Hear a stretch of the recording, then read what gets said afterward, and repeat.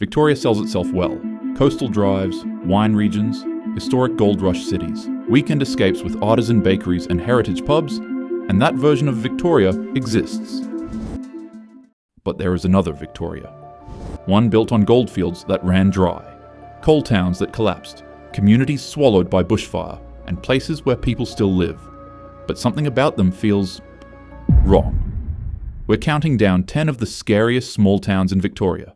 Some are abandoned, some still have people, and some are places where locals will quietly tell you not to go wandering after dark. Not because of ghosts, because of what actually happened there. Let's begin. 10. Walhalla, population under 20 permanent residents. At its peak during the 1860s gold rush, Walhalla had over 4,000 people. Hotels, theatres, banks, a proper mountain town carved into steep terrain. Today, fewer than 2 dozen. Walhalla sits in a narrow valley in Gippsland, surrounded by forests so dense it feels like the town is being pressed in from all sides. Gold built it, gold abandoned it. The mines ran deep into the mountains, tunnels carved directly into rock faces that still sit there today, dark and open. But what makes Walhalla unsettling isn't that it emptied, it's that it never fully died. A handful of residents remain, tourists visit. The cemetery climbs steeply up the hill above town, graves stacked along narrow paths that feel more vertical than horizontal. And when fog rolls into the valley, which it often does, the entire town disappears into white silence. It doesn't feel haunted, it feels suspended, like it's waiting for something to restart that never will. 9. Steiglitz. Population, approximately 25 to 30. Steiglitz is not a preserved theme park town. It's a half-ruin. Located west of Melbourne, it boomed in the 1850s during the gold rush. By the 1870s, it was collapsing.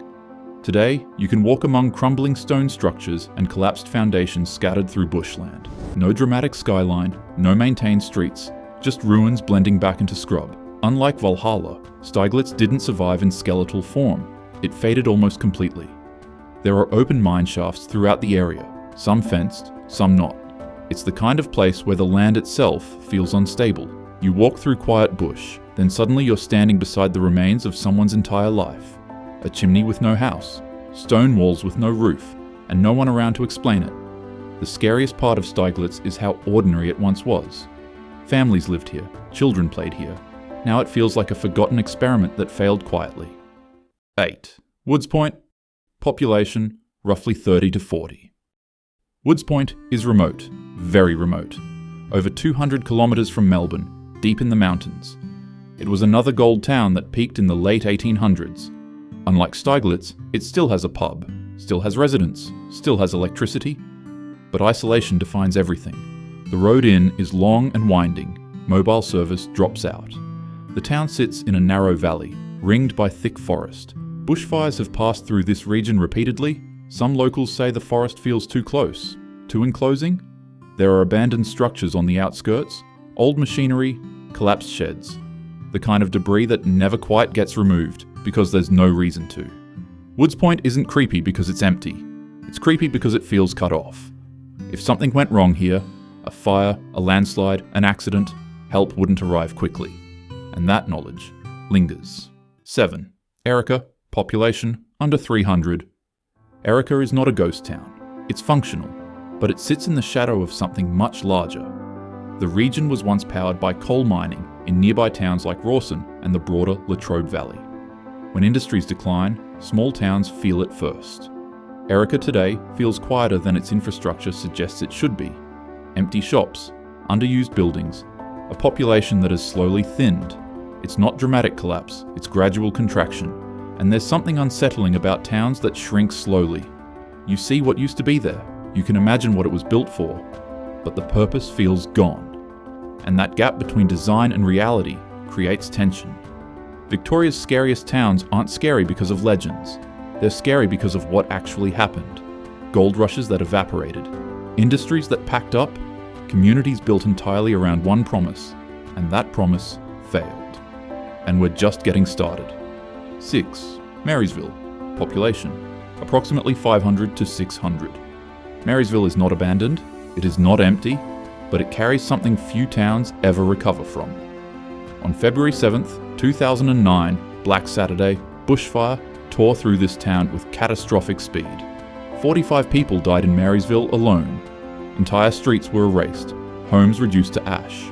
The town you see today is rebuilt. Newer houses, modern infrastructure, fresh paint. But what makes Marysville unsettling is not what you see, it's what you know. Drive through and you'll notice how uniform parts of the town look. That's because large sections were rebuilt at once. The cemetery above town holds the weight of what happened, and locals speak of the fire in quiet tones, not dramatically, not theatrically, just as something that changed everything. There are places in Marysville where the forest feels too close again.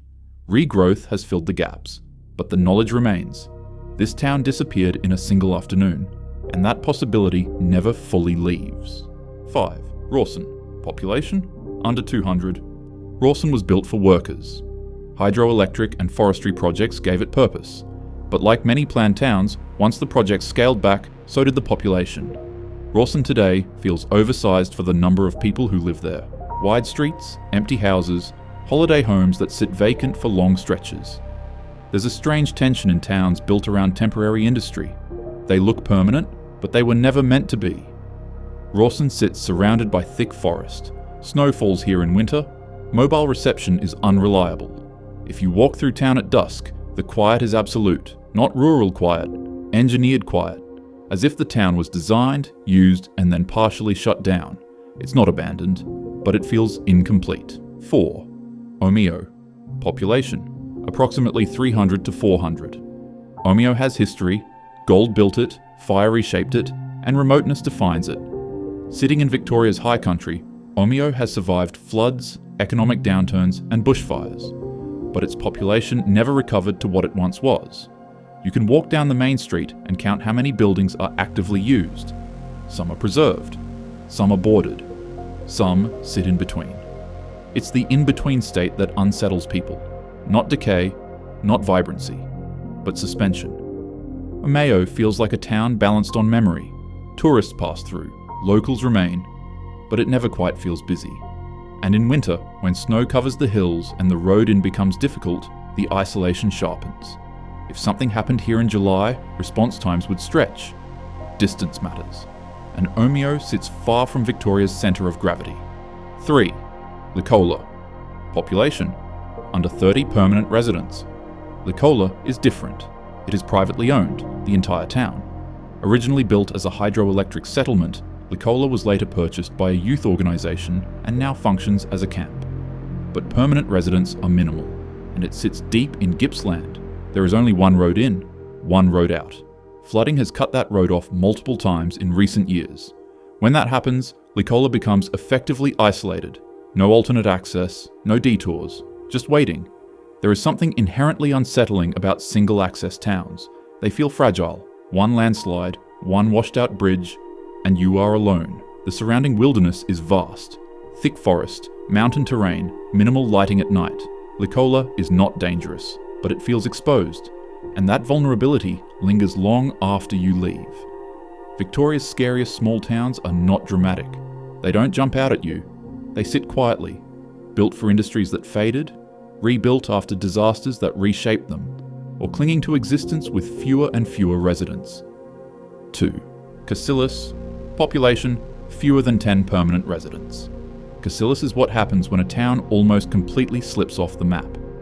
Located in East Gippsland, Cassillis was once a gold mining settlement in the late 1800s. At its peak, it supported hundreds of people, stores, a post office, a hotel, a school. Today, a handful of residents, scattered houses, and a cemetery that feels larger than the town itself. The road in is unsealed and narrow. Mobile reception is unreliable. The forest presses in from every side. What makes Cassillis unsettling is how intact parts of it still feel, despite the population collapse. There are old buildings standing quietly among grass and trees, weathered timber structures that look like they could still be lived in, but mostly aren't. The cemetery sits on a slight rise, with graves dating back to the gold era. Walk through it and you quickly realize something. More people are buried here than currently live here. And in towns that small, that ratio feels heavy. There are no streetlights, no late-night activity, just wind through dry grass and the occasional creak of old timber. Cassillis isn't dramatic. It's not famous, but it feels like a town that almost disappeared and then stopped just before vanishing entirely. 1. Dartmouth. Population under 100. Dartmouth is not a ghost town, but it sits beside something that changed everything: the Dartmouth Dam. When the dam was constructed in the 1970s, it reshaped the region physically and economically. The township that remains exists largely to support dam operations and a small community of residents. It's isolated. Over 3 hours from Albury-Wodonga. Long stretches of winding road, dense forest and mountain terrain. At night, it is completely dark. Not suburban dark, absolute dark. The dam itself looms nearby, a massive concrete structure holding back an enormous volume of water. There is something inherently unsettling about that scale of infrastructure in a tiny town. If you stand on the edge of Lake Dartmouth at dusk, the silence is overwhelming.